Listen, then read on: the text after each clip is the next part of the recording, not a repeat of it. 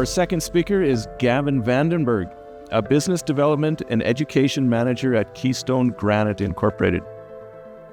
Gavin speaks from a wide array of experiences over 30 years, from working with Home Depot, flow form countertops, CV event management, being an instructor at Red River College, a self-employed designer, and now at Keystone Granite. With his rich history in the industry, Gavin will lead us through the nuances of island surface design and offer practical knowledge on design tolerances for a variety of materials, including natural stone, quartz surfaces, and porcelain slabs, and learn how to navigate the complexities of achieving seamless, visually stunning island designs. Drawing from an extensive experience with industries such as the NKBA and NSI, Gavin offers us invaluable insights into surfacing solutions for design challenges. Please join me in welcoming Gavin Berg to the stage.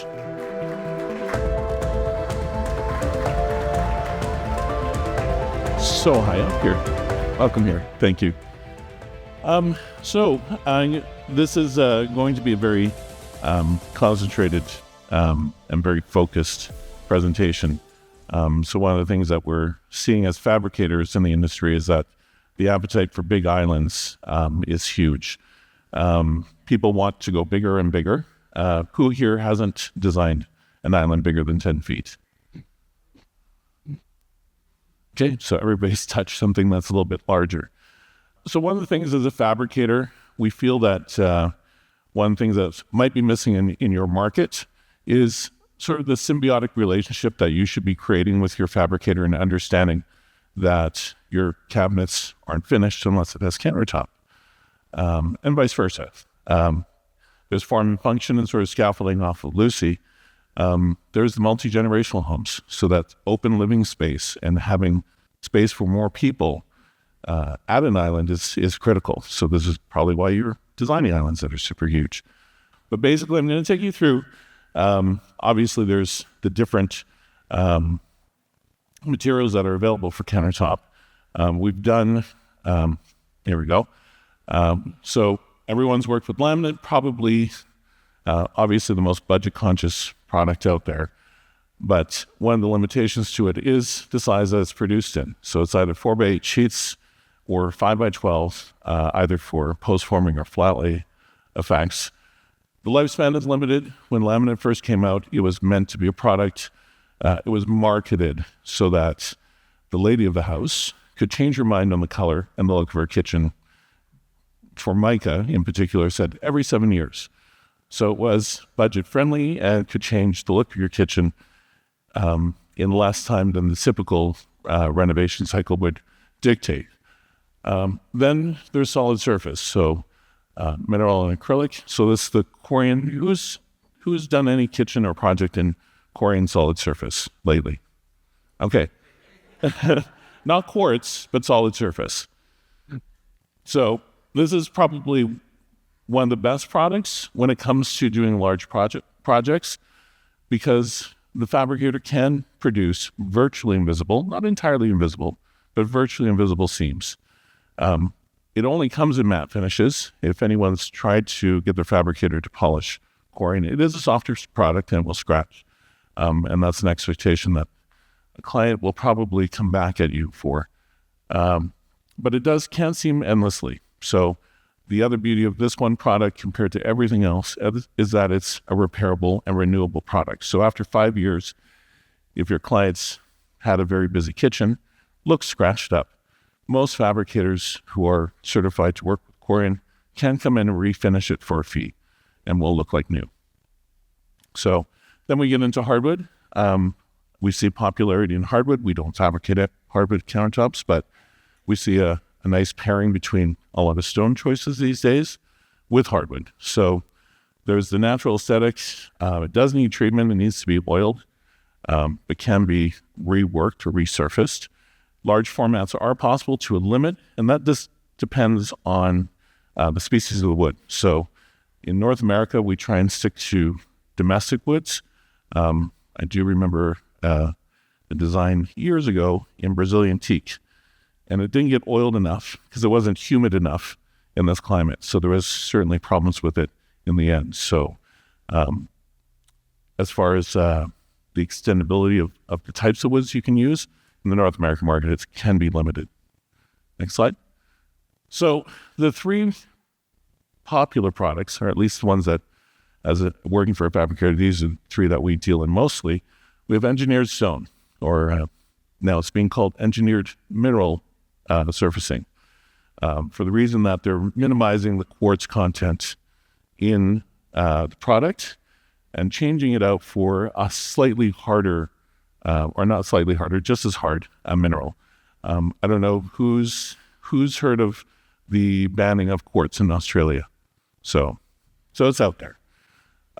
So manufacturers are changing their formulation from quartz because of the silica content, and it's actually not a danger to the end user. It's a danger to the fabricator if their shop isn't clean, if they're not fabricating in the correct manner.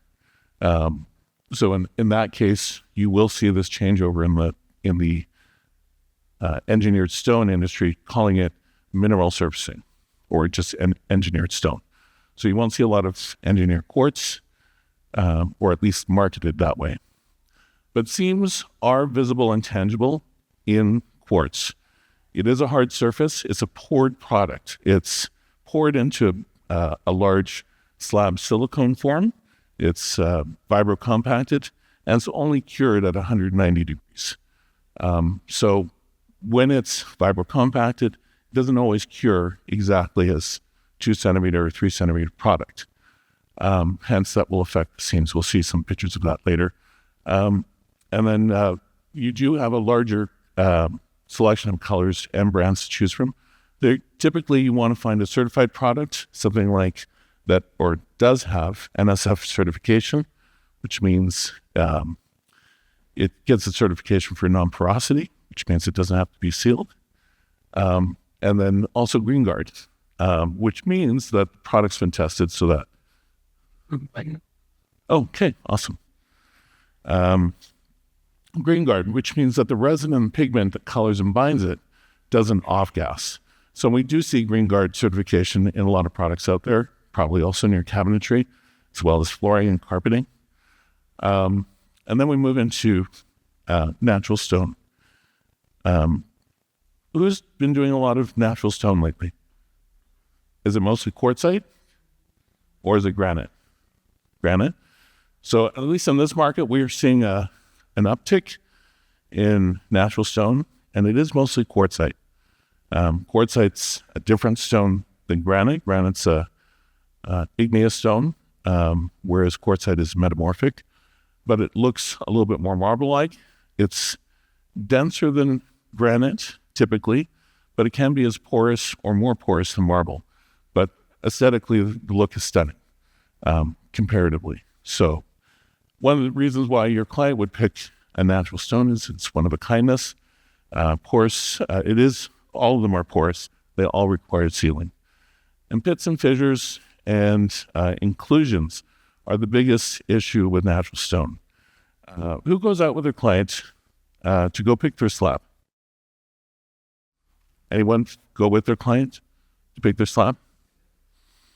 Ideally, that would be suggested if you're in that particular market, just so you can have a look and see that not every stone is perfect. And there is going to be a limitation as far as a fabricator, what we can do with that stone. So people think, I got a 128 by 80 inch slab. But the reality is that there's inclusions and fissures that will affect the production or the fabrication of that particular stone to a countertop. And again, like engineered stone, natural stone isn't cut evenly. So seams are visible and tangible. And then slab sizes vary. So that can certainly affect your design when it comes to an island. And at the very last, we have porcelain or ceramic or ultra compact or sintered stone. They're marketed in different ways. But who has sold any of ceramic product lately? Are you finding an uptick in it? Yeah. So we're finding that porcelain is becoming particular product of choice. It is has high tensile strength, even more so than 3 centimeter quartz, and that's just in 1.2 centimeter porcelain. So this allows for thinner applications. It's also lighter, and they're high resolution ceramic prints. So they go into a kiln at 2,500 degrees. So it is much more heat resistant than quartz, since quartz is only cured at 190. And seams are, again, visible and tangible. Because I was just going to get a show of hands, whose clients have always said, I don't want a seam in my island. Everybody's. So knowing that these limitations apply to all these products, this is where it might affect the design. Someone wants a 12-foot island, product only comes 10 and a half, maybe having that consult to shorten that up is a conversation that needs to be had. But with porcelain, you're getting a low maintenance and non-porous product, and it has the high chemical and heat resistance to it. One of the things to know now that you know that seams are visible and tangible is the allowances. So National Stone Institute for stone surfaces, usually natural stone, but now it applies to quartz as well as or engineered stone and porcelain. The allowance for a seam is very specific. It will still be visible, but you will have that the 1/16th tolerance for the visibility of that stone or the seam. And there's a 1/64th tolerance in there. So has anybody been on site when there's a stone's been installed and a seam? Yeah. So there are gorilla grips that go on each side of the stone and mechanically pulls the stone together using an epoxy, usually a color match or a hand mix match to put the stone together. One of the issues with using one color is that large vein format has been very popular. So when you're doing the seam and you've got veins coming together, it's a dark colored vein, but the color recommended in the industry is a light color. You now have a little white line running through the vein of the countertop. So that is something that will be seen. Your fabricator will want to have that conversation as to how you want that to appear or the expectation set with the client. So here is a quartzite countertop that's installed. There is a seam. I didn't put an arrow there, did I? I don't know if you can see it. It's right here. It's right where this light is. So one thing as a fabricator, not every fabricator does it. As long as there's a polished natural stone, we can go over it and hand polish and minimize the lippage and minimize the seam. So the photo on the right just shows the island as a whole, where we've taken, this came out of 2 slabs, and we've digitally matched the nesting of the vein through the center. So as an overall look, it looks continuous. This is something that can't be achieved with porcelain or with the engineered stones. The finish that you get from the factory is the finish that you get. The moment we touch the top of that finish as a fabricator, the warranty is void. So if you want a big island, make sure it's polished stone, and that your fabricator, if they're willing to do it, will top polish the seam. So this is a sear stone example of a seam. This is Moreland Fog. Again, it's a multi-veins, larger vein format. You can see where the seam is. It's a dial-up product. And we do have programmers who try and digitally nest as close as possible, but there's always an expectation that seams veins will dead end.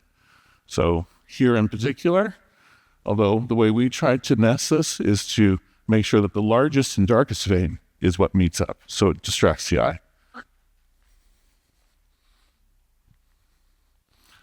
So here's a seam of a condo that islands were upgrades.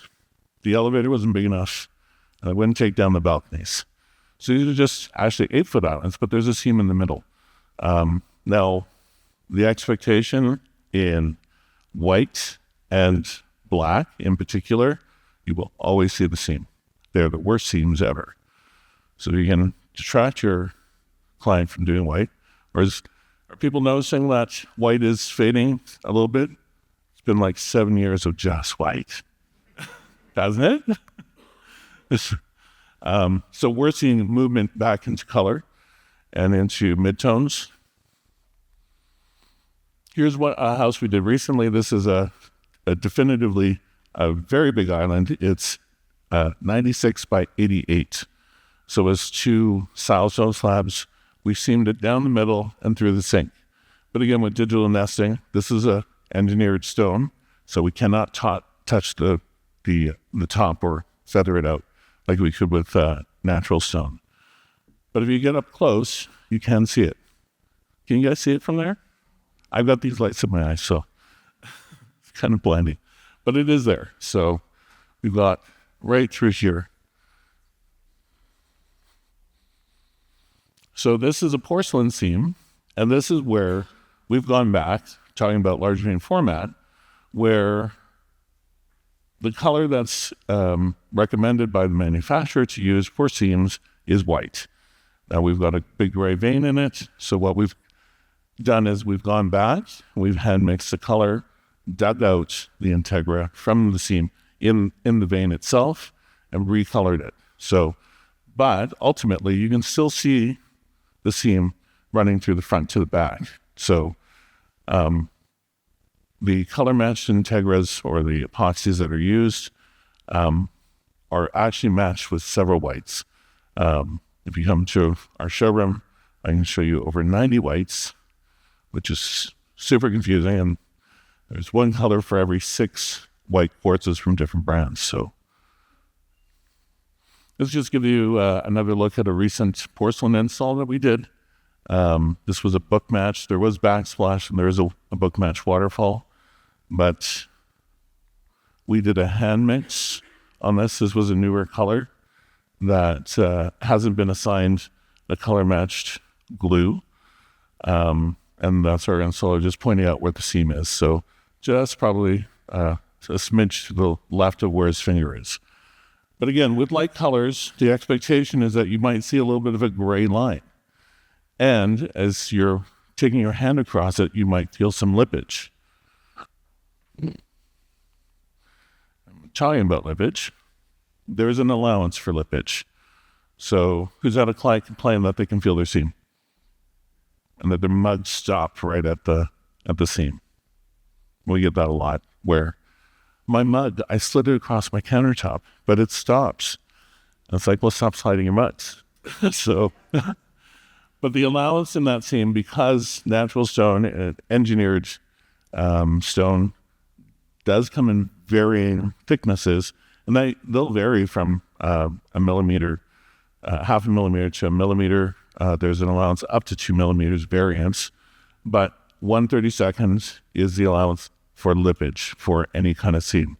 So ideally, we're trying to disguise it in digital nesting. We're trying to use the best color match for the stone, but one thing we can't help is the thickness of the stone and how that varies when it comes to putting a seam together. So one of the other big concerns as a fabricator is weight. So I don't know who's lifted a couple samples into a car. And how many were there? And were they 12 by 12s or 6 by 8s? Yeah. So yeah, and that's only a 2 centimeter sample typically. So weight variances, when you think about large islands, and for us poor fabricators or installers, you have to look at the overall weight. So it doesn't mean that in every design we can actually bring in the entire slab. Sometimes it will take up to 6 or 8 guys to bring in a full slab if it is possible.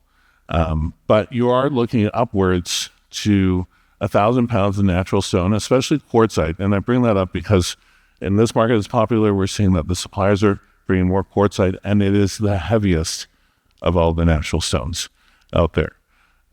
So as fabricators, we want to ensure that you're having a conversation with us that if a customer's picked out a particular product, and in a case like quartzite, to make sure that it actually can go in one piece. Customer may demand it, but ultimately the reality is that we have to bring it in probably two pieces and put it together, and that there's a visual expectation in the end when we do seam it together. So quartz gets a little bit lighter in 3 centimeter. We're at 780 pounds. And then porcelain, which we're starting to love because it's only 515. If you want a whole island in a one slab and the accessibility is there to get it in, we'll take that every day. So, and this comes from a workplace health and safety scenario. There have been several incidences in Canada and the United States, and recently one in Saskatchewan where 2 truck drivers were crushed by slabs of quartz that fell off their truck. So in our shop, we like to call it the kill zone, not in a funny way. So the overhead crane, the forklift, the airlifter that will airlift a slab up onto the cutting table, those are all very scary places to be when that machinery is in operation. So when we're trying to bring it into a house, we don't have the luxury of that equipment, or any fabricator doesn't have the luxury of that equipment on site. There is some equipment. We do a lot of new builds. So the problem is there's no front steps. There's no paved sidewalk. We can't take a cart with a big island into the house. So it has to be hand bombed in. So we're looking at potential physical injury or damage to the house or damage to the countertop itself. So I think one of the things to be most mindful of when designing is the overall weight. Generally, this is not a concern for the cabinetry or flooring joists, but as an end product, and how big you can get something in will certainly impact how you design for your customer, how you set those expectations. So, and with that, we see big islands, and you always have to have seating at the big islands. So cantilevers are obviously a consideration in design as well. One of the big takeaways from all that verbiage there is that depending on the product, you again, this is where you would consult with your fabricator as to what is the tolerance with no extra support of the product that's been chosen. So natural stone, 3 cm, you're allowed 10 inches of overhang without additional support. If it's 2 centimeter stone, you're only allowed 6. And then over the span, so if we're going longer, you need support every either 3 feet or 2 feet. And that changes if you're moving to engineered stone or porcelain. And one of the things about porcelain, because it is newer on the market, they're all made a little bit differently. So laminate from Italy, for example, probably has the best tensile strength and has the largest cantilever allowance with no extra support. You can go up to 14 inches. In Decor from Cosentino, you only get 9 inches before you need to put in support. And the rule of thumb when it comes to cantilevers is that you need 2/3 needs to be structure. The 1/3 of cantilever cannot be greater than the 2/3. So it's 2/3, 1/3 is the rule. We have seen islands that are going 54 inches or as wide as a slab, but only 24-inch deep cabinets on the one side. So now we're at more than a 50-50. We're at a 55-45 split. So it's not following the 2/3 rule. So just some measurements as far as if your overhang is greater, just some notes to take as to where you need support on the span, as well as what the overhang is, depending on what the product is.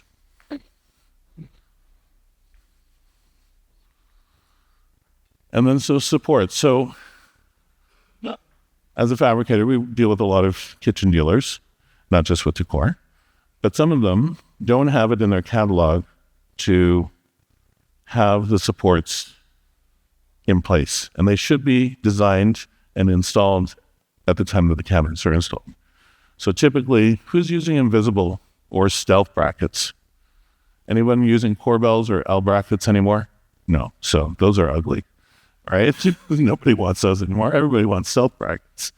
So the design, so before finalizing, setting our expectations with your client as far as if there's going to be a seam, now you have to design for the fabricator where the supports are being armed with the right information, or certainly they can help you arm you with that situation so that those brackets can be ordered with the cabinets, so that the typical, most of what everyone's designing as a dadoed stealth bracket, if there is no supplier out there, just because we don't order them in, but we found a wonderful American company called the Original Granite Bracket Company. So they have a website and everything is available. So and it's a whole lineup. So these are actually photos from their website. So if you're doing something like a tabletop off an island, this is one of their custom things. The beauty of that company is that you can just send in your cabinet drawings and they will design the bracket for you, as long as they know what type of material it's being used, so that they can actually structure that bracket accordingly. So just another example of a 3-sided overhang that they've custom built. So, but they will have, what, sorry? That? No, actually quite reasonable. Really? Yeah. So a lot of clients we've dealt with who've gone off and got their own brackets, there is a local place that will make the brackets, but just anecdotally, we've found out that the local metal worker who can make them is just as expensive as the U.S. and once you take in consideration the exchange. And then they always have a coupon code online. So there's a savings there. So in the grand scheme of things, and I don't know if this is going to play, we're looking at safety and accessibility. So again, talking about big islands, and for your fabricator, because we don't want a slab falling on any of our guys, this is what we're looking for. So and when you're designing large islands, and if we can get them into one piece, one thing might be is maybe having to consult the fabricator before a final design goes in, maybe a walk through the site to make sure a 10-foot piece or 11-foot piece of stone can actually make it around a corner or up the stairs. So we've had that where large islands, 54 inches, you've got guys holding it under, and the doorway is only 72 inches. Now these guys are all lower back, right? So, and that's where accidents happen. So my last slide, and I'm hoping this plays. Ready? 1, 2, 3.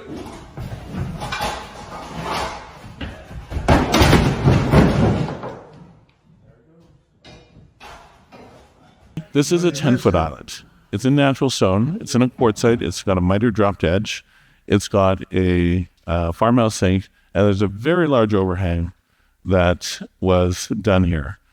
Now, despite having 6 guys, the sad thing here is for the fabricator, right? So there is a guy on the side here where when this chop breaks, there's 5 guys lifting, 1 guy on the other side of the island, and they hit a metal bracket.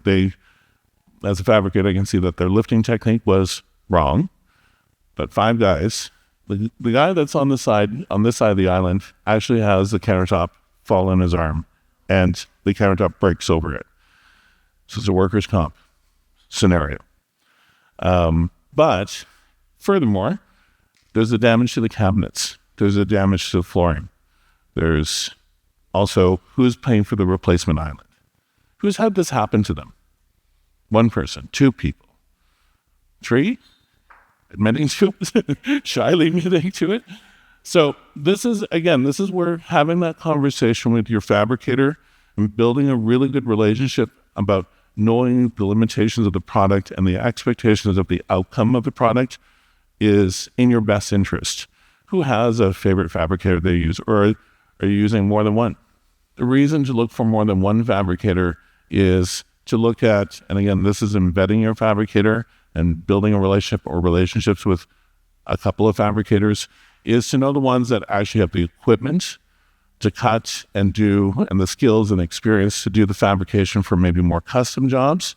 And another fabricator who's just growing might have this simple equipment, because there's a variation in stone shops as to the type of equipment that is out there to cut. I work in a shop where we have a saber jet, which is a wet saw and a water jet all in one. And then we have 2 Titans, which are the polishing machines, or 2 CNC machines that will do all the polishing. And there are some smaller shops that just have a bridge saw and they hand polish everything.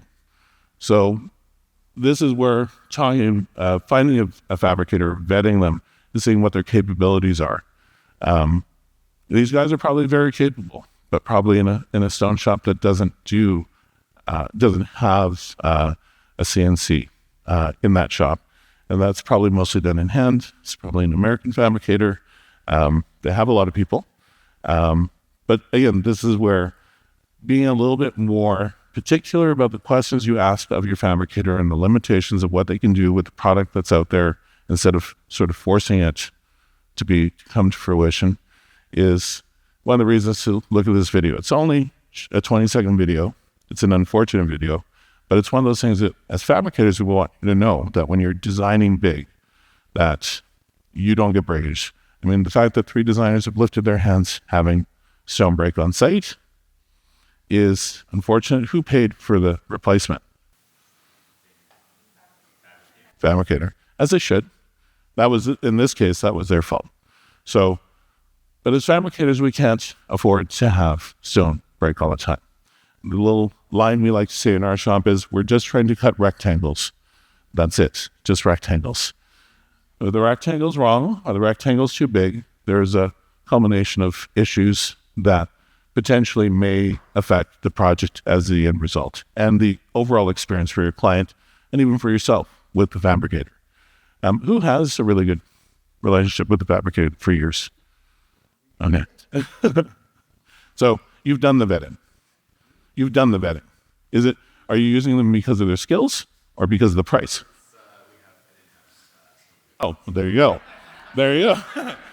Perfect. So that's it. Actually, that shows you the importance of doing kitchen design and stone fabrication all at one, because now you have a better understanding of how this structure needs to support this product.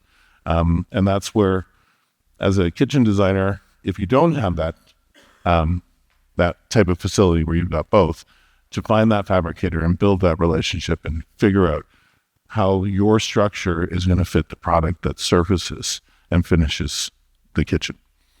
These are the takeaways, very simple. So learn as much as you can, because there's so much surfacing product out there. Reinforce expectations with the client, because obviously everybody gets it all the time. I don't want to see him in my island. It's the number one line. And then there's no expectation to either make it smaller or coming up with a design solution where maybe it's a transition from 2 different surfacing products so that you get the look of a 16-foot island, and changing the purpose and construction of that. And then work as a fabricator during the design process. We've had experience over the years where we don't get brought in until the very end and the kitchen's been finalized. And here's a plan, and do the quote and install it. And then all the questions come up. And then it can't happen. And then you have a disappointed client in the end. So, but those are the 3 takeaways.